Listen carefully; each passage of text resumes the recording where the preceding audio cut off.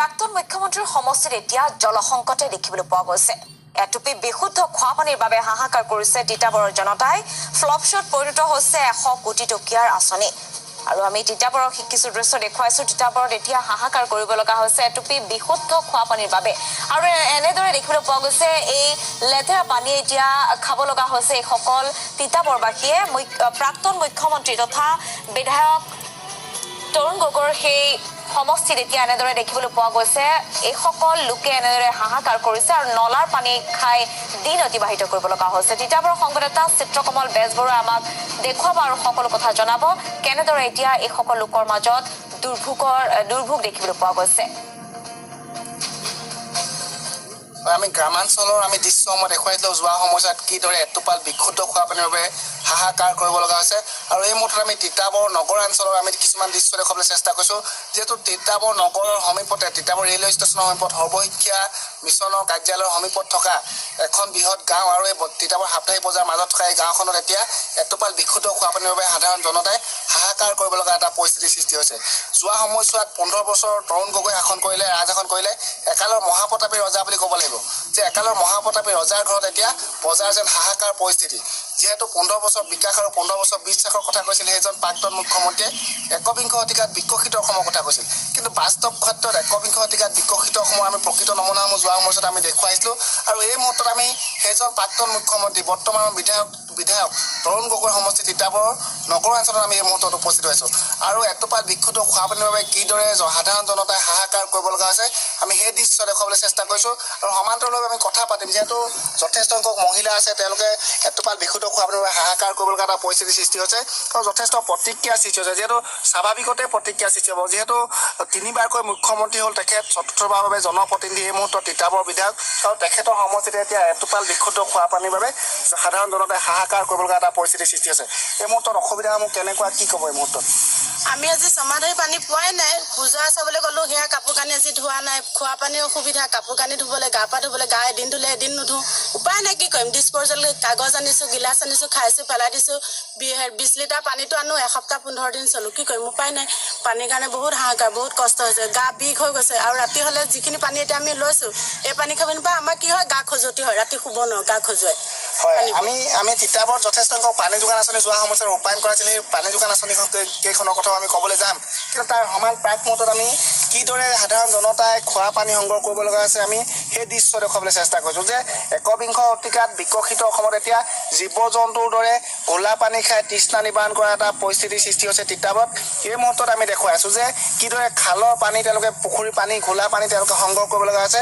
যিহেতু তেওঁলোকৰ পানীৰ বাবে কোনো ধৰণৰ এতিয়া এই মুহূৰ্তত চৰকাৰে বিশেষ আঁচনি গ্ৰহণ কৰিব পৰা নাই, যাৰ পৰিপ্ৰেক্ষিতত এতিয়া এইসকল জনতাই এইদৰে ঘোলা পানী তেওঁলোকে সংগ্ৰহ কৰিব লগা আছে। যে চৰকাৰী আপোনালোকৰ চৰকাৰী আঁচনি এই সময়ত এই অঞ্চলটোত নাই নেকি? আছে, আছে। কি ক'ব চৰকাৰী আঁচনি এই মুহূৰ্তত?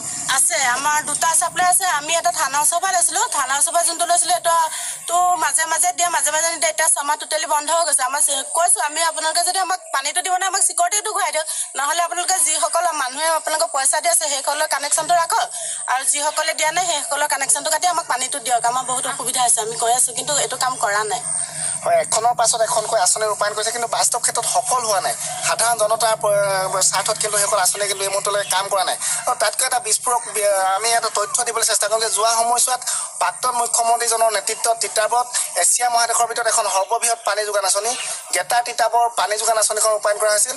আৰু প্ৰতিজন তিতাবৰৰ প্ৰতিটো চুক চুবুৰী তেওঁলোকে সাঙুৰি ল'বলৈ সেই আঁচনিখনৰ যোগেদি তেওঁলোকে চেষ্টা হাতত লৈছিল। কিন্তু বাস্তৱ ক্ষেত্ৰত কিন্তু সেই আঁচনিখনো একাংশ দুৰ্নীতিগ্ৰস্ত ভ্ৰষ্টাচাৰী কংগ্ৰেছী বিষয়া ঠিকাদাৰৰ বাবে বুমেৰাঙত পৰিণত হ'ল, যাৰ পৰিপ্ৰেক্ষিতত আজি এটোপাল বিশুদ্ধ খোৱা পানীৰ বাবে এইসকল জনতাই এতিয়া হাহাকাৰ পৰিস্থিতিৰ সৃষ্টি হৈছে। যে কি ক'ব, এখনৰ পাছত এখনকৈ চৰকাৰ আহিছে, প্ৰাক্তন মুখ্যমন্ত্ৰীজনেতো এই মুহূৰ্তত বিধায়ক তিতাবৰ, খবৰ লৈছেনে আপোনালোকক? আমাৰ খবৰ একো লোৱা নাই তেওঁলোকে। আমি এই ক্ষেত্ৰত আমি বহুত ভুক্তভোগী। প্ৰায় 25-30 ঘৰ মানুহ আমি পানীৰ কাৰণে বহুত কষ্ট ভুগি আছোঁ। আৰু আজি 6 মাহৰ পৰা আমি পানী পোৱা নাই। সেইকাৰণে তেখেতসকলৰ যিসকলে আমাক কানেকশ্যনটো দিছিলে তেখেতসকলক আমি কওঁ যে যিসকলে পইচা পাতি দিয়া নাই, মাহেকীয়া বিল দিয়া নাই, তেখেতসকলৰ কানেকশ্যনটো কাটি আমাৰ দিয়াসকলক পানীটো ৰেগুলাৰ কৰি দিওঁ। কিন্তু সেইসকলৰ কাৰণে আমিও ভুক্তভোগী হ'বলগীয়া হৈছে। কি ক'ব? যথেষ্ট অসুবিধা হৈছে, যথেষ্ট সমস্যাৰ সৃষ্টি হৈছে, কি ক'ব? কি ক'ম আৰু পানীৰ কাৰণে বহুত দিগদাৰ হৈ আছে। এতিয়া লেতেৰা পানী আমি খাই আছোঁ।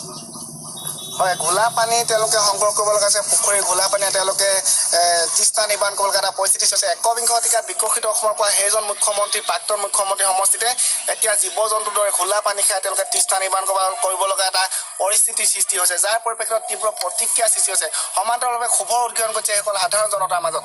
যিহেতু যোৱা সময়ছোৱাত কেইবাখনো আঁচনি ৰূপায়ণ কৰা হ'ল, বৃহৎ তেওঁলোকে আঁচনি ৰূপায়ণ কৰিলে জনস্বাস্থ্য কাৰিকৰী বিভাগৰ, কিন্তু একাংশ দুৰ্নীতিগ্ৰস্ত বিষয়া ঠিকাদাৰ, একাংশ কংগ্ৰেছী বিষয়া ঠিকাদাৰ বাবে আজি বাস্তৱ ক্ষেত্ৰত কিন্তু সেইসকল জনতা উপকৃত হোৱা নাই। আইতা কি খবৰ? এই মুহূৰ্তত অসুবিধাসমূহ কেনেকুৱা আছে? কি খবৰ? পানীটো আমি 6-7 মাহ দিন আজি পানী পোৱাই নাই। যিসকলে বিল দিয়া নাই আমিতো বিল দিয়ে আছোঁ, যিসকলে বিল দিয়া নাই সেইসকলক কাটি দিয়ক। চৰকাৰখনক কি দাবী জনাব? আমি আকৌ আহিম, চৰকাৰখনক কি দাবী জনাব? চৰকাৰখনক কি ক'ব? আমাক পানী লাগে, পানী নহ'লে আমি বহুত অসুবিধাত পৰিছে কাৰণে আমাক পানী লাগে। পানী আমাক দিব লাগে অতি সোনকালে। পানী নহ'লে আমি কেনেকৈ জীয়াই থাকিম? আমাৰ ল'ৰা ছোৱালী স্কুল যাব নোৱাৰে। আজি ল'ৰা ছোৱালী স্কুল ক্ষতি হৈছে পানীৰ কাৰণে। খোৱা পানীৰ অসুবিধা, স্কুলৰ ল'ৰা ছোৱালী ইউনিফৰ্ম ধোৱা অসুবিধা, সেইকাৰণে স্কুলৰ ল'ৰা ছোৱালী আমি পঠিয়াব পৰা নাই। স্কুললৈ আজিকালি কেনেকৈ আপোনালোকে পৰিস্থিতি কৰি দিছে জানেই, স্কুললৈ লেতেৰা হৈ যাব নোৱাৰে। সেইটো কাৰণে ল'ৰা ছোৱালী কেতিয়াবা স্কুল ক্ষতি কৰাব লাগে হয়, ইউনিফৰ্ম এখন লেতেৰা। নতুন চৰকাৰ আহিছে, সৰ্বানন্দ সোণোৱাল নেতৃত্বাধীন চৰকাৰখন আহিছে, তেওঁলোকে পৰিৱৰ্তনৰ কথা কৈছে। বাস্তৱ ক্ষেত্ৰত এতিয়া পৰিৱৰ্তন এয়াই নেকি? তেখেতসকলে পৰিৱৰ্তন কৰি আছে, কিন্তু আমাৰতো কোনো পৰিৱৰ্তন আজিলৈকে দেখাই নাই। পানীৰে পৰিৱৰ্তন হয় ন, অন্য চৰকাৰে কি পৰিৱৰ্তন কৰিব? একো পৰিৱৰ্তন কৰিব নোৱাৰে। হয়, পানীয়ে মানুহৰ প্ৰাণ, কিন্তু সেই পানী টোপাল যোগান ধৰিবলৈ এতিয়া এখনো চৰকাৰে কিন্তু সেইসকল সাধাৰণ জনতাক কিন্তু পানী টোপাল যোগান ধৰিবলৈ সক্ষম হোৱা নাই, বিশুদ্ধ খোৱা পানী দিবলৈ সক্ষম হোৱা নাই। আৰু যাৰ পৰিপ্ৰেক্ষিতত স্বাভাৱিকতে প্ৰতিক্ৰিয়া সৃষ্টি হৈছে। তেওঁলোকে একেমুখে চৰকাৰক দাবী উত্থাপন কৰিছে যাতে এটোপাল বিশুদ্ধ খোৱা পানী তেওঁলোকক যোগান ধৰক। যিহেতু কণ ছাত্ৰ ছাত্ৰীৰ পৰা তেওঁলোকৰ প্ৰতিটো পৰিয়ালকে তেওঁলোকে প্ৰতিটো মুহূৰ্ততে পানীৰ প্ৰয়োজন আছে। যিহেতু পানীয়ে মানুহৰ প্ৰাণ, গতিকে সকলোৱে একেমুখে তেওঁলোকে দাবী জনাইছে যে শীঘ্ৰে চৰকাৰখনে এইসকল জনতাক এটোপাল বিশুদ্ধ খোৱা পানী যোগান ধৰক।